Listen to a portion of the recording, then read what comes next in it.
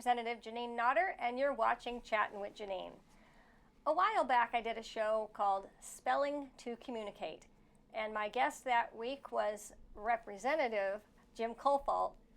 Well, now Jim Kofalt is the Speaker Pro Tem, and for this episode, he's my co-host. So welcome, Jim. Glad to be here. And what are we talking about today? Well, we're talking about spelling as a method of communication, which is used more and more by people with apraxia. Many people with autism also have a condition called apraxia, which limits or prevents their ability to use certain motor skills to speak. So we often think of somebody who is not speaking as nonverbal. In fact, they have the same language skills that we all have, but they're not able to turn that into spoken language. So several years ago, a woman named Elizabeth Vossler started a method called Spelling to Communicate, in which she taught people to use a letterboard to point to letters and spell out words. And I think one of the biggest strengths in her program is presumed competency, which is to say, she assumes that the person she's working with has the same or better intelligence than everybody else around, and that their only real limitation is this disconnect, this neurological disconnect that makes it difficult for them to process their thoughts and words into spoken language. So this has really revolutionized communication for a lot of people who have kind of been locked in a prison of non-communication for their entire lives. Some of the people who've come out of this this process have done some amazing things. Elizabeth Bonkers, for example, is a young woman who graduated as valedictorian from Rollins College in Florida. Her valedictorian speech was she typed it into an iPad, she stood in front of her classmates and hit the play button. She is an incredibly capable, talented person. Another is Hari Srinivasan, is a psychology PhD student now at Villanova. He was at UCal Berkeley, where he won a very prestigious fellowship several years ago. He has his entire life had about 20 words that he could use reliably. Yet someone taught him early in his life how to communicate through spelling, and he's gone on to write articles for Psychology Today, the Boston Globe, the Harvard Business Review, Forbes magazine. He really is an incredibly accomplished person. So we have these highly intelligent people. We just need to figure out how to unlock their potential. Spelling as a method of communication is a way to do that. So we've been working to try to promote that, and Grace and Beth here have founded a nonprofit to try to promote that more in New Hampshire and elsewhere. So Grace and Beth, welcome to the show. Thank you for having us. Thank you. So Grace is one who uses the Spelling to Communicate, and before the show, we were having a conversation, and it was very interesting to see it in play. Mm-hmm. So you're holding. I am. Let's show up to the camera. So we have the alphabet on this side, and on the other side, numbers. Now, earlier I had asked Grace how old she is, and you started on the letter side. Mm-hmm. And she pointed something that. Yep. What so did down she in the point corner to? here is a number symbol. Okay, hold that up to the camera. I see it, the number. Okay. So I wondered what she she'll pointed hit that to. number, and then I'll turn it around. Okay. And I also asked her if she liked my scarf, and she spelled out, it is very pretty and colorful. Yeah. And then there's even a period, the end of sentence. So Yep. I was and impressed. and then also the word done, because there are some times when we assume she just wants to say one thing, and she'll go on and say another sentence or two. So when it's until she hits the done, then we know she's done speaking. Well, we can demonstrate now, because I have a simple question that can be a yes or no answer. Grace, So- is this your first time on TV? Is this your first time on television? So she's My end. pressing Y, Me E, and S. done. Nice. Now, I did hear her speak.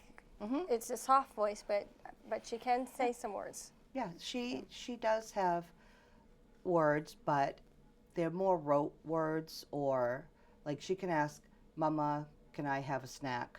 So she can ask those things. But I think they're things that, and she can sing a song, and she can read a book out loud, but to have conversations, to really get to what she wants to say, spelling is the only way that that actually can come out. So a lot of people who are non-speakers, when we say that, what we mean is they're they don't have conversations.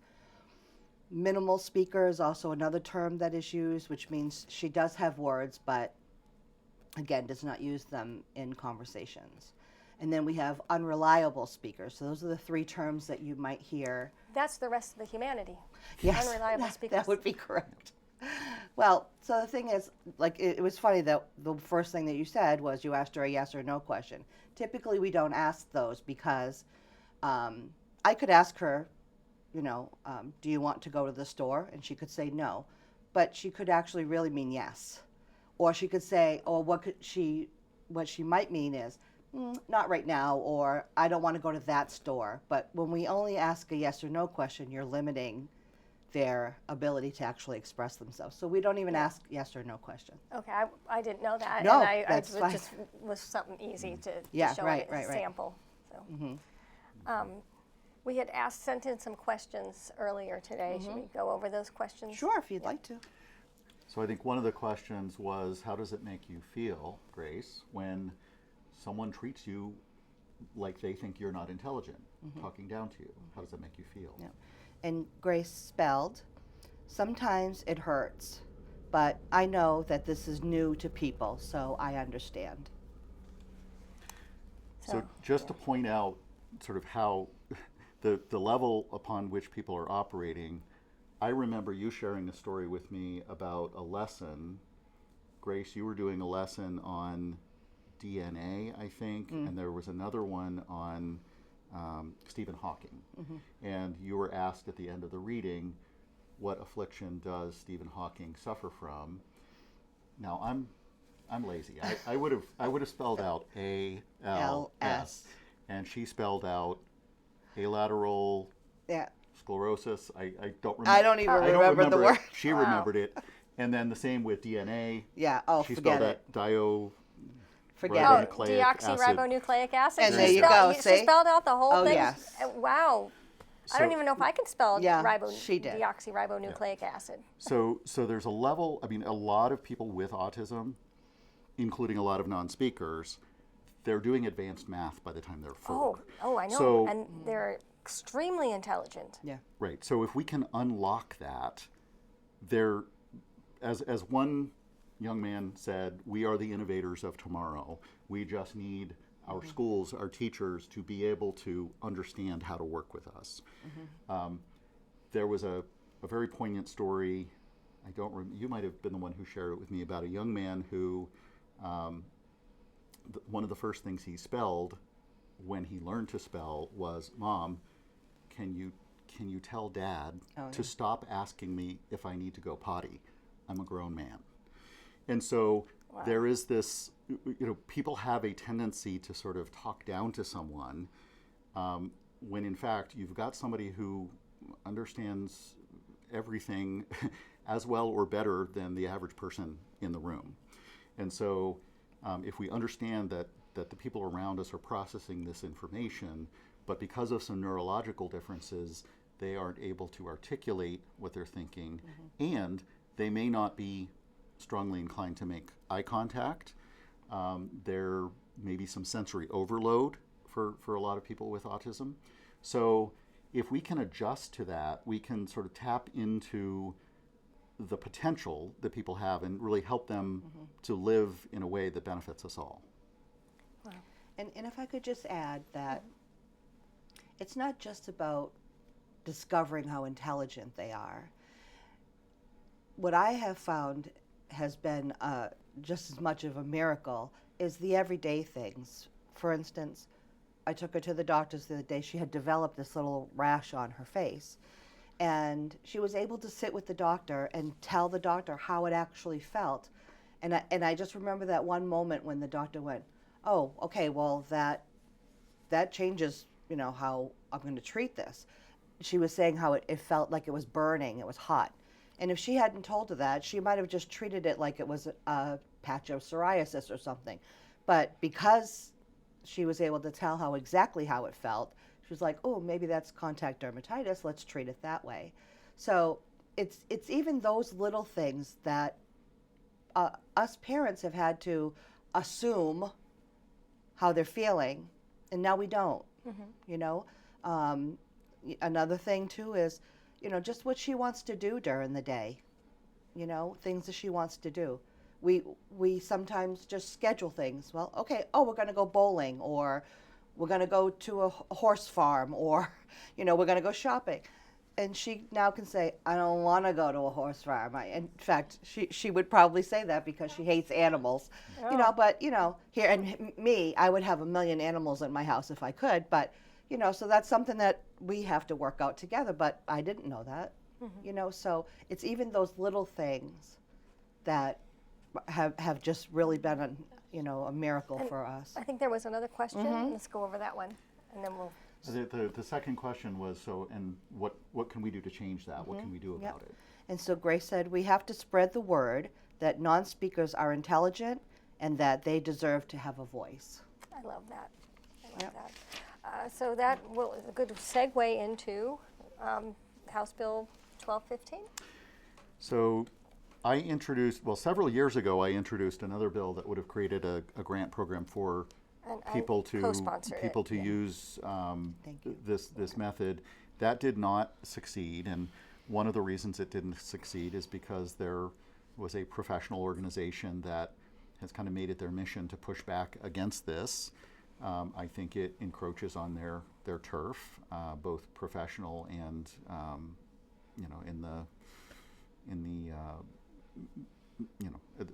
the availability of funds to pay for these kinds of things. The bill that I filed this year, 1215, was actually based on a New York bill that Beth brought to my attention, which establishes that people with disabilities should have a right to choose their preferred method of communication.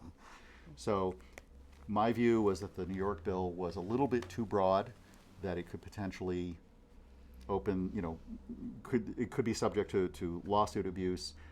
So I tailored it somewhat more narrowly to simply say you have a right to your preferred, for the people receiving services under the disabilities services chapter in our statute, have a right to choose among the following methods of communications, including but not limited to spelling as a method of communication. And so this is essentially intended to establish that this is acceptable, that people have a right to choose it, and I think it's important that we establish that guardrail so that this kind of pushback doesn't slow the growth of the program. It's not going to stop because parents share information with other parents. And very often, I think a parent who hears about it will say, well, that's nice, but it won't work for my son or daughter. And then they realize after trying it that it does, and it will. And word spreads, and this is absolutely changing people's lives. But I want to sort of fend off some of the pushback that is coming from groups that I think have very strong biases in favor of their own methodologies and really don't want to see this kind of innovation happen. Right. So let's talk about your nonprofit. Well, we're in the beginning stages of it, but one of the things that, while we were just having a conversation about, okay, now that we have this new system of communication, what is it that you would like to do? And Grace just said, I want to start a nonprofit to raise money to help families to get these spelling sessions so that their non-speaker can, have a voice. So this was your idea, Grace. This was your idea, right? To start the nonprofit? Was this your idea to start the nonprofit? Well, why? Why did you want to start a nonprofit? BECAUSE, because I WANTTO,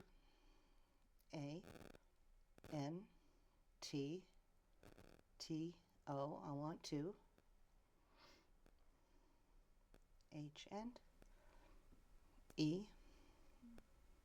L end, P, I want to help. Go ahead. F end, A, M, I, L, I, E, S, I want to help families. Yeah, families. T end, O, 2, S end, P, E, L, L. I want to help families to spell. Yeah, yep. Very good. How long did it take to learn this? Sure. To do this. So there is a process. This is what they call a lamination board, but you start off with 3 stencils. So there's like 7 letters on each stencil, and you work it through lessons. So you have a lesson, and you'll read a paragraph, and then you'll have them spell some words. And sometimes you need a little bit more help, like you might have to initially say, okay, get your eyes to that letter A. Let's get to the A, and help them at that point. But then they start to get more independent. Then you move to a 26 board stencil. Then you move to the lamination, and then you move to a wireless keyboard onto an iPad. Now, kids who are prodigies, they have all this knowledge up in their Yes. head. I remember when my youngest was in preschool, there was another 4-year-old girl who's Maureen Mooney's, Representative Maureen Mooney's niece, taught herself to read and write. She was 4. I don't ever remember teaching Grace to read. So I'm wondering if she's had it all up here all along. I do. Yeah. I do. I believe that they're on download mode at all times. We could walk through a room. She could look at a picture or a sign, and I think she just has a photographic memory and memorizes everything. Because there's some things that she talks about, or that she, she'll say at a creative writing session, that I'm just like, where are you getting this?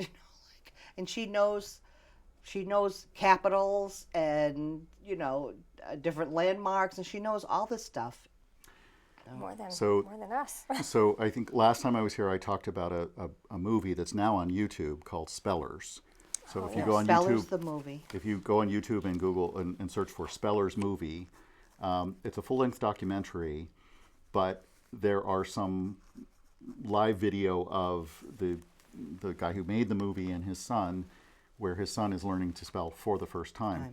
And the person helping him asks a question, and he gives an answer, and the father says, well, wait a minute, that wasn't in the reading. Yeah. And she said, oh yeah, no, he knew that already. This is what we call prior knowledge. And the reality is that there's an enormous capacity for collecting, retaining, and understanding information, which is why I say sort of equal or higher intelligence. I actually think there's a higher intelligence there. But it really comes down to being able to unleash that. And spelling as a method of communication does that. This progression from a large stencil to a smaller stencil to a laminate board is not an easy one, because that is, although it is a gross motor skill, it is still a motor skill, and it requires a great deal of practice. It would be like learning the piano or guitar. So it requires a great deal of practice.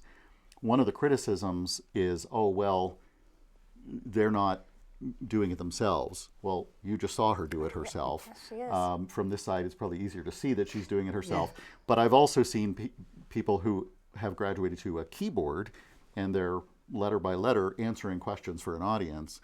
No one is helping them with that. So these criticisms are completely unfounded.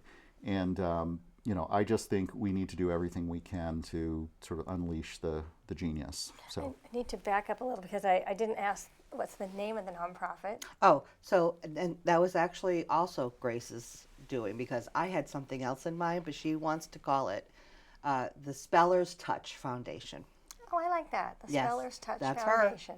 And I didn't ask you where the bill is at now, 1215. Is it in the Senate? 1215 is in the Senate, and there is an amendment on it that is unrelated, and so we will see how that goes. I still have a pretty high level of confidence that we will get this passed. Everybody who has heard the bill both on the House and the Senate side, has been very supportive, and I think this is important. And by the way, 1215 has a name. It is Grace's Law, so it is named after Grace. Oh, that's nice. So we're moving that forward, and in the meantime, we also have I know you've been talking to area agencies. These are the agencies that provide services for people with various kinds of disabilities. Can you tell us about the event? There was an event at the Grapponi Center over the weekend. So we've been involved with Gateways area agency, and we did, 4 of us ladies who are in our group, we did a Zoom presentation to them, and they were just blown away, and they have been so supportive, and they're helping us with like finding us spaces to do sessions, and they're basically like, whatever you need from us. So we will now want to bring it to the other area agencies, because there's 10 in the state. So we've spoken to One Sky, which is in Portsmouth, and together we're going to try to kind of do a one-shot deal where we just talk to all of them at one time. So we're working on coordinating that. But this past weekend was the Family Support Conference, which I believe they have every year. And so we had our own table, and we had so many people coming up to us saying, oh yeah, we've heard of this. We want to talk to you about it. We had our practitioners there. They were wonderful, speaking with, we had families who had non-speakers coming up and wanting to know about the method, and Grace was there. She was spelling for people. I have to say she did make a few people cry. She told this one woman, thank you for wanting to get more information. You are so wonderful. And the woman was just started to cry. So, and then we went around and actually went to all the different tables to introduce ourselves. And they would ask Grace a question, and Grace would answer it. And so many people were just blown away. I think it was really wonderful. And if I could, at this point, tell everybody, if they want more information, we do have a website. It's www.nhspellers.com. nhspellers.com. nhspellers.com. Yeah. We're also on Facebook, New Hampshire Spellers. So you can connect with us any way. New Hampshire Spellers. I'll look you up on Facebook. Yeah. All right, we have about 4 minutes left. What did we not cover? Well, I think we've covered a lot. There's a couple of books that I recommend if people are really interested in digging into this further. I mentioned the Spellers movie. Yes. That followed a book, and the book was called Underestimated. Underestimated, yeah. That was the first book I read, and I will tell you that if you see that movie or read that book, and you don't cry, you're missing something. Yeah. It is really, really remarkable. There's another resource. Elizabeth Bonkers, who I mentioned earlier, has formed a nonprofit called Communication for All, and I believe that's communication and the number 4, yep. ALL.com. If you do I search think it's for .org, actually. Is it .org? Yeah. Okay. So she's featured in the Spellers movie. She has formed a nonprofit.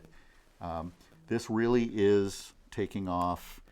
I think the biggest challenge right now is needing more trained practitioners. And communication regulation partners. So it's something that requires a lot of practice, and it requires a partner as people gain their skills in this. But if somebody were interested in learning more about how to be a communication partner or a practitioner who is trained to help people with this, they could, I assume, come to nhspellers.com and learn more about that? Absolutely. We have a resource page that actually will take you to the different sites where you can get information about becoming a practitioner or a communication regulation partner. Yeah. Wow. Yeah. So, and I think a lot of parents have taken that latter route where they're learning to be that communication partner. Right. So I'm Grace's communication partner, and I took the classes as well. So, so one thing I did, if I could just say this. So the other thing that you did ask Grace was, is there anything else that that you wanted to say? And Grace wants everyone to know that she said, I want people to know that we want to be treated like everyone else. I think that's important. There's another important piece to this, though, that as the parent, I think that people should know. And that is, not only does Grace have the right to communicate to us, but I have the right to hear what she has to say as her parent. Because, you know, it's funny, one of the things that parents of children with autism, you often hear them say is, I just want to hear her say, I love you. Well, I deserve to hear that. I also deserve to hear, you know, Mom, you're a pain. Mom, stop, you know, stop asking me for that. Whatever. I think it's a two-way street that, you know, obviously she definitely is number one. She has the right to, you know, speak her voice. But I have the right to hear it as her parent and the one who's now her, you know, her full-time caregiver. And, you know, so I think it goes both ways. And I think it's something that parents should think about too. Well, we're just about out of time, but I want to thank you so much for We want to coming. thank you. And Grace, you've been on TV now. Now you have experience. And thank you All for right. co-hosting Thanks with so me. much for having us. It's very nice to meet you. All right, thank you Thank so you. much, Denise. We appreciate you. And best of luck to you Thank and your you. nonprofit, which is called, one more The time, Spellers Touch the Foundation. Spellers Touch Foundation, Yes. founded by Grace Grace Tyson. Tyson. Thank you. And thank you for watching.